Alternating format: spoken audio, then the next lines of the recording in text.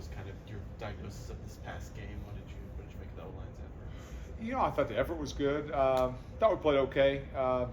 Were areas that we could have improved. The biggest thing I thought going into the game that I thought we did a nice job of was Louisville's defensive ends. They did a nice job all week, whether we watched on film, just taking the inside.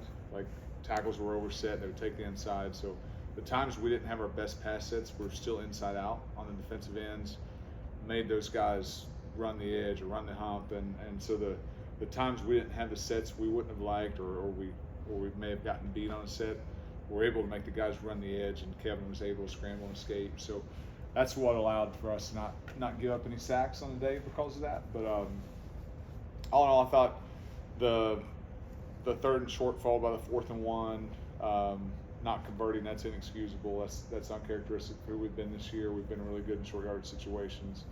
And just overall, I thought just could have been more consistent in a run game. Still got the result we wanted. It's always nice to leave a game feeling like you left a lot on the table and still get a win. And the effort was there, the focus was there, the concentration was there. And sometimes when you play good teams, it's easier to make more mistakes. And that's kind of what we saw. Louisville was probably the best defense we've played up until this point, and they forced some mistakes upon us as well. So we're still growing, we're still evolving as the season goes, but all in all, we're heading in the right direction. You mentioned some things that you want to improve on, but at least from the outside looking in from the BYU game to now, it feels like your group's taken some pretty noticeable steps forward. Do you feel that as well, and how have you seen kind of the progression just over these last 3 weeks? Yeah, I think the biggest thing is just we've got some consistency as far as who our guys are, or getting the guys in the right places. I think that's probably been the biggest thing. We kind of also know who our identity is as an offense, what we want to be, and it allows us to kind of dial things in and focus our guys in a little bit better. So it allows us to be better teachers to our guys. The effort's always been there, the focus has always been there.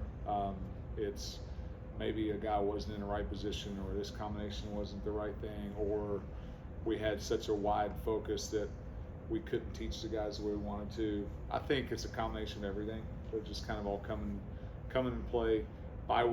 The bye week after the BYU game was also really good for us because it allowed us to dial it in and put our focus that much more on who we wanted to be and which direction we wanted to go. So, the improvement's been there. We're happy with where we're at, but hopefully we can make the same type of improvement after this bye week that we made the first one. There was a lot of talk before the season, playing 10 conference Power 4 opponents and sort of the toll that might take on the trenches. You're now 4 games into that stretch. How would you say your group is just holding up overall? And then also with the way the bye weeks work, how has that helped you just with the 3 games and then a bye? Yeah, the schedule's been tremendous with that. Knock on wood. We're in a good spot right now. But I think you also look at it. You just go from take the starting 5 that played in the Louisville game.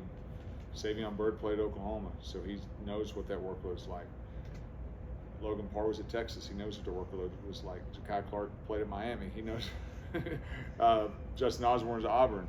P.J. Williams came from Texas A&M. So those guys come from that expectation. So not saying like Ben Sparks has been here the whole time and he's fine. I'm just saying that it's our guys' lens is not as, oh wow, we're going Power 5 is what you think, because those guys came from there.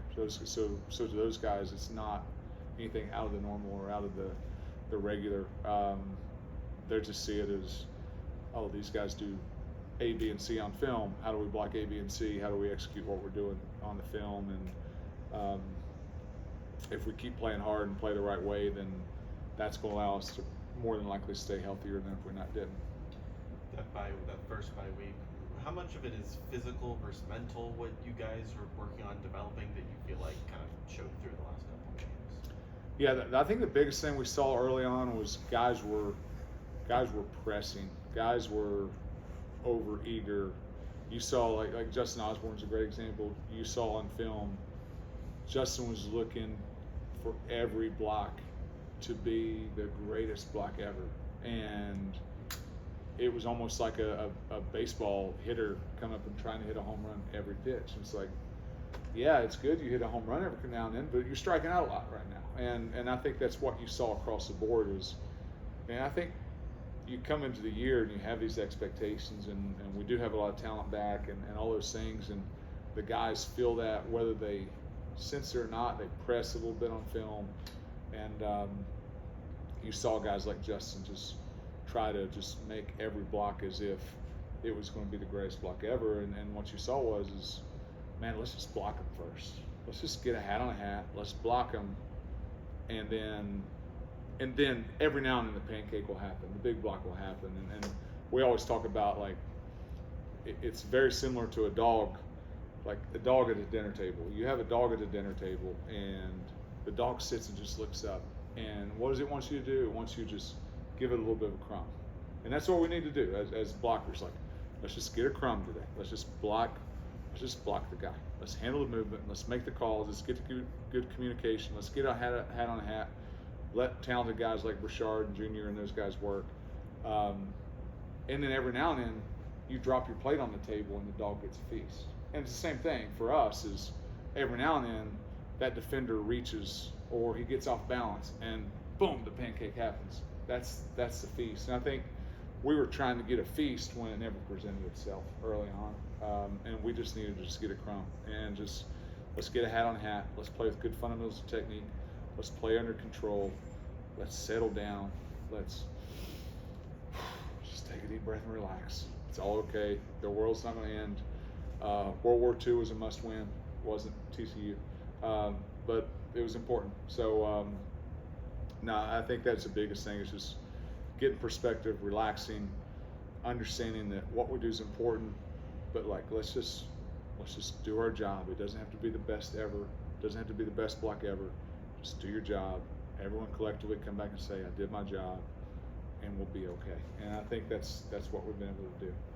That being said, does it make you happy when you see your O-line set up a 60-yard touchdown run for quarterback with nothing but space? Yeah, and I think that's what you saw. I mean, if you look back on the film, there wasn't one of those 6 guys, including Stone Eby, that made this devastating big-time block. It's just everyone made their block, and that's what it takes. Like, they had all 6 guys mugged up in their gaps, so collectively across the board, all 6 guys have got to win their gap, and all 6 guys won their block, and one linebacker fell of his gap, and that's why the seam happened behind Ja'Kai and between Ja'Kai and Logan. So again, that's a good example of what we're talking about, is no one had a pancake block, no one made this big time block, everyone just did their job, and because everyone did their job, good things happen.